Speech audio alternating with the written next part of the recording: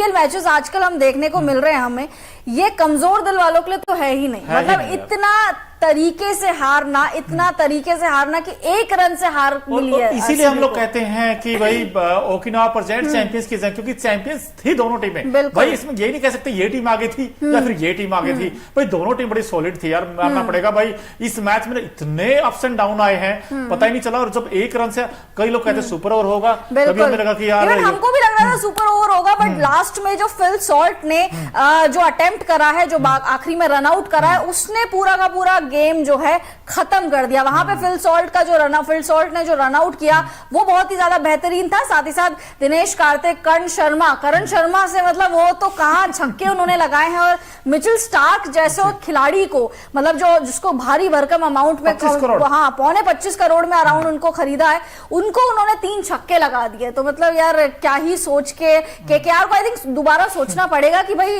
इनको थोड़ा सा रिलीज करके दोबारा इनको खरीदो और कम पैसों में। बिल्कुल, तो ये कुछ था जब चेज करने आई थी टीम। 223 का पहाड़ जैसा लक्ष्य था सामने, और फैफ डु प्लेसिस 7 बनाए, 7 गेंदों का सामना किया, कुछ खास ये भी नहीं कर पाए। लेकिन अच्छी बात क्या थी कि विराट कोहली और ने बड़ी अच्छी पारी खेली। लॉकी फर्ग्यूसन के हम आंकड़े दिखा रहे हैं आपको, 4 ओवर में 47 रन हो रहे। क्रिकेट महंगे जरूर रहे, लेकिन लास्ट में आकर इनके पास भी वो मौका तो था मैच जिताने का, वो डबल भागे नहीं। और विराट 7 गेंदों पर 18 रन बनाए इन्होंने, और बड़े अच्छे लगे थे पारी, जिस तरीके को खेले थे ऐसा लगा था कि आज विराट पारी खेलेंगे, क्योंकि 2 छक्के लगाए थे इन्होंने, चौका भी लगाया था।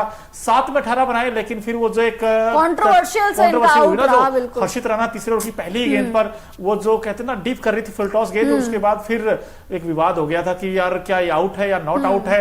आपको क्या लगता है वैसे? वो बिल्कुल देखिए, इस पे डिबेट बहुत सारी है कि भैया वेस्ट लाइन के नीचे थे, क्रीज के बाहर वो थे। इस पे बहुत ज्यादा डिबेट्स चल रही है। कुछ लोग कह रहे हैं कि हाँ ये आउट था, कुछ कह रहे हैं नॉट आउट थे। अब वहां पे जो सिद्धू थे, नवजोत सिंह सिद्धू थे, वो कमेंट्री कर रहे थे। उन्होंने कहा था भाई मैं छाती ठोक के कहता हूं ये पक्का नॉट आउट है। और इसी वजह से अंपायर्स कॉल को कंट्रोवर्शियल रूल माना गया, क्योंकि अंपायर ऑनफील्ड अंपायर ने नॉट आउट दिया था, वो सॉरी ऑनफील्ड अंपायर ने आउट दिया था, जिसके चलते विराट कोहली आउट हुए। और वो पवेलियन गए, वहां पे बड़ा गुस्सा भी उनको आया कि उन्होंने मतलब बैट को एकदम जमीन पे दे मारा, उसके बाद उन्होंने डस्टबिन फेंक दिया था। आई थिंक वो बहुत ही ज्यादा एक अग्रेसिव विराट कोहली का रूप हमें देखने को मिला, जो हमें 2016-17 वाले विराट कोहली थे वो रूप देखने को मिलता था। तो उस टाइम पे हमें विराट का वो विराट रूप देखने को मिला। लेकिन कहीं ना कहीं विराट कोहली ने जापा खो दिया था बीच मैच में, क्योंकि जब वो पहले तो अंपायर को कुछ कहा सुनाया, फिर उसके बाद डस्टबिन को नीचे गिराया और पवेलियन में जाकर बड़ा खफा दिखाई दिया। और फाफ डु प्लेसिस भी बड़ा खफा थे इस डिसीजन से, क्योंकि हमने देखा कि वो भी कुछ बातचीत करते हुए नजर आ रहे थे अंपायर से। और साथ ही साथ विराट कोहली तो नाराज थे, बट कप्तान फाफ डु प्लेसिस भी काफी ज्यादा नाराज नजर आ रहे थे। बड़ा कंट्रोवर्शियल है, इसीलिए बोलते हैं कि अंपायर्स कॉल को हटा ही देना चाहिए, क्रिकेट रूल बुक से हटा देना चाहिए, क्योंकि अंपायर्स कॉल हमेशा से ही कंट्रोवर्सी क्रिएट करता है। लेकिन आज भाई क्रिएट बहुत कुछ हुआ यार। मैच हो तो भाई ऐसा हो, बिल्कुल सांसें रोक देने वाला मैच। मैं कहता हूं नेल बाइटिंग सिचुएशन में पहुंच गया भाई।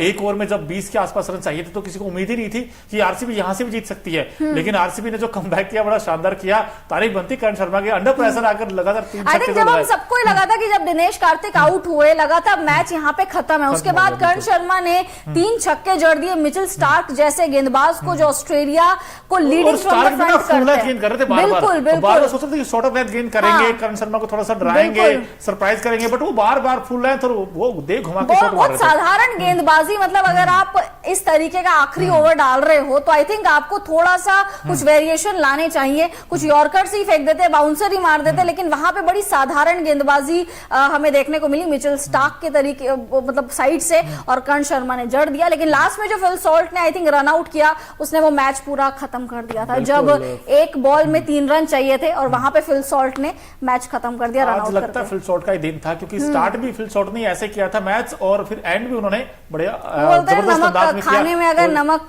बहुत जरूरी है तो फिल सॉल्ट ने वो वाली भूमिका निभाई है। बैटिंग से भी उन्होंने थोड़ा योगदान दिया है, और लास्ट का जो रन आउट नहीं, मतलब काफी अर्धशतक तक नहीं पहुंच पाए, बट काफी अच्छा योगदान दिया, क्योंकि स्टार्ट उन्होंने ही दिलाया। अगर वो स्टार्ट नहीं दिलाते तो आई थिंक मिडिल ऑर्डर्स पे जो बैट्समैन थे उन पे ज्यादा प्रेशर आ जाता। बट लास्ट का वो रन आउट में फिल सॉल्ट का तो कभी भूल नहीं पाऊंगा। चलिए, आप फिल सॉल्ट की बात कर रहे थे तो बता ही देते मैच में हुआ क्या क्या था। केकेआर ने पहले बैटिंग करने का फैसला किया, और यहां पर देखिए 48 बना दी सिर्फ 14 बॉल्स में। फिल सॉल्ट ने आज बड़ी धूम मचाई, बल्ले के साथ 7 चौके 3 छक्के लगाए और 342 का अमेजिंग स्ट्राइक रेट था। नरेन ने 10 बनाए, आज फिर फेल रहे और पूरी तरीके से फेल रहे। 15 गेंदों का सामना किया। अंकुरिश रघुवंशी भी आज जल्दी आउट हो गए, सस्ते में निपट गए। और वेंकटेश अय्यर भी, यानी कि कहीं ना कहीं मानना पड़ेगा जो मिडिल ऑर्डर है वो एक बार फिर से केकेआर का कोलैप्स कर गया, जिसमें कि अंकुरिश रघुवंशी, सुनील नारायण, वेंकटेश अय्यर। लेकिन श्रेयस अय्यर ने आज कैप्टन नॉक खेली है और ये आपके सामने भी है।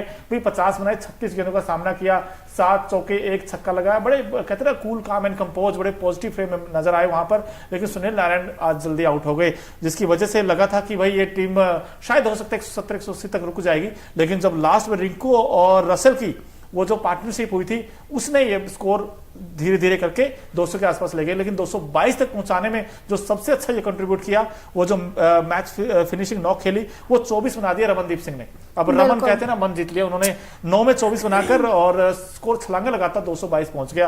अब 223 का टारगेट है श्रद्धा बैटिंग करने के लिए। लेकिन विराट ने भी उसी अंदाज में बैटिंग की जैसे रमनदीप ने की या फिर शॉट ने की। पहली गेंद में चौका मार दिया, पहली गेंद में चौका मार दिया था। अब लगा था कि यार 2 छक्के भी लगा दिए विराट ने और लगा था कि विराट ही फिनिश करके आएंगे मैच। लेकिन फिर वो विराट आउट हुए और फिर फैब भी आउट हो गए, फिर ये टीम फंस गई। बहुत ज्यादा हमेशा से ये होता आ रहा है। जब हम मैच भी देख रहे थे तो हम लोग यही डिस्कस कर रहे थे कि दिनेश कार्तिक हमेशा से ही लोन वॉरियर की तरह खड़े रहते हैं और लास्ट में आके पारी को बस वो ही संभालते हैं और आज भी ऐसा ही हुआ। बट दिनेश कार्तिक से बेहतर भी कर्ण शर्मा, आज हमें ये पता लग गया कि अगर मैच में सिचुएशन ऐसी फंसी हुई हो तो कर्ण शर्मा आके छक्के चौके भी लगा सकते हैं और आपको मैच जिता ही देते। ऑलमोस्ट उन्होंने जिता ही दिया था वो तो भाई। उससे पहले दिनेश कार्तिक से पहले मैं बात करूंगी रसल की। रसल ने अच्छी गेंदबाजी की, मतलब विद द बैट रसल बहुत रनर बॉल्स खेल रहे थे, बहुत स्ट्रगल कर रहे थे, बट रसल ने बहुत अच्छी गेंदबाजी करी, बड़े इकोनॉमिकल साबित हुए हैं और साथ ही साथ विकेट्स भी चटकाए और साथ साथ डीके का विकेट उन्होंने बड़ा जबरदस्त निकाला। लेकिन देखिए अभी उम्मीदें तो ना के बराबर हो गई आरसीबी के लिए प्लेऑफ में पहुंचने के लिए कि, लेकिन आज अच्छी बात उनके लिए क्या रही, अगर एक अच्छी गुड न्यूज दे आपको कि भाई कहते हैं ना कि आरसीबी का जो बैटिंग है वो सिर्फ विराट और फैब पे ही डिपेंडेंट है। लेकिन आज अच्छी बात क्या कि विल जैक ने भी रन बनाए और साथ ही साथ आज मैं देख रहा हूँ कैप्टन रजत पाटीदार, माफ कीजिएगा, उनका भी बल्ला चला। रजत पाटीदार ने 52 बनाए सिर्फ 23 गेंद पर और 55 बनाए विल जैक ने सिर्फ 32 गेंदों पर। इन दोनों ने एक अच्छा स्टार्ट दिया था, वहां से लगा था कि ये मैच बन गया है और बन भी गया था टू बी ऑनेस्ट, क्योंकि रन सिर्फ तकरीबन ये लगा लो 10 में 84-90 के आसपास रहेगा तो ये तो चेज हो जाते हैं, आसानी से हो जाते हैं, हम देखते हैं मैच में। और आजकल तो मॉडर्न क्रिकेट में आप 5 में 90 चेज कर देते हो। मतलब ने कुछ ऐसा ही काम किया था। लेकिन यहाँ पर मैच किसने फंसाया? कैमरन ग्रीन ने फंसाया, श्रेयस ने फंसाया, महिपाल लोमरो ने फंसाया। एक तरफ दिनेश कार्तिक बैटिंग करते रहे लेकिन दूसरे एंड से विकेट गिरते रहे।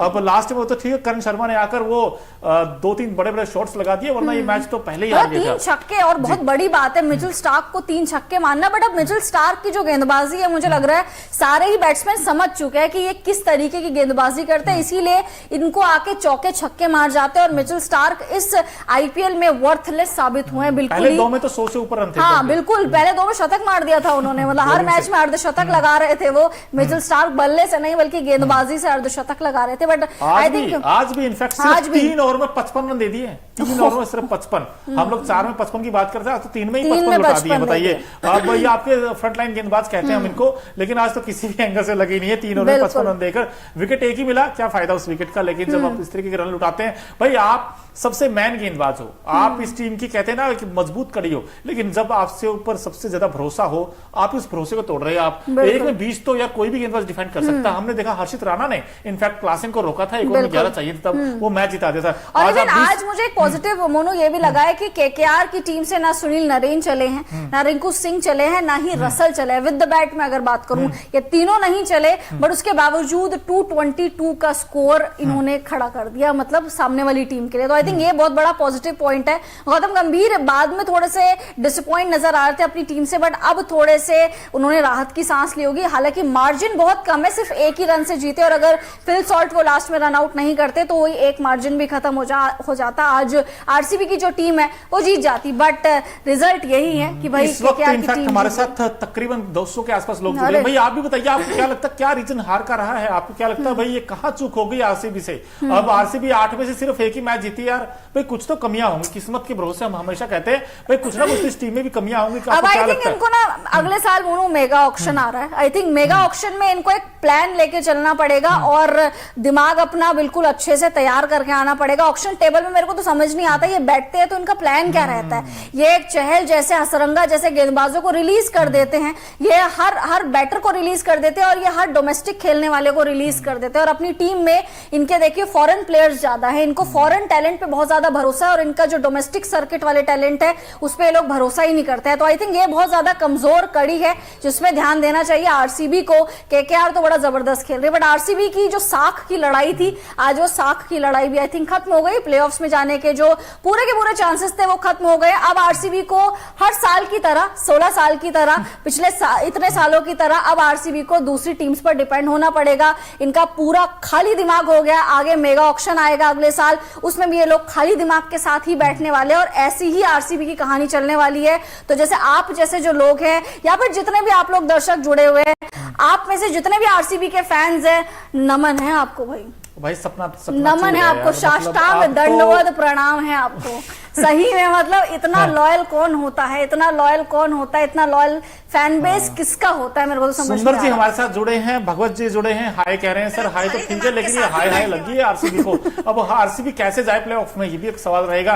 क्या अब भी चांस है? वैसे 8 में से 1 जीता है, अगर सारे के सारे मुकाबले जीतेंगे तो 7 मैच हो जाएंगे इनके। उसके बाद फिर नेट क्या रहेगा उस पर डिपेंड करेगा, बट लगता नहीं, बहुत बड़ा मुश्किल लगता है। तो बहुत ही, क्योंकि सामने जो ओपोनेंट है वो देखिए ना कैसी क्रिकेट खेल रही है। एसआरएच वो पकड़ में नहीं आ रही है, आरआर वो पकड़ में नहीं आ रही है। यार इन्होंने टी20 का पूरा वो माइंडसेट बदल दिया है और ये आरसीबी की टीम ये ओल्ड स्कूल वाले नतीजे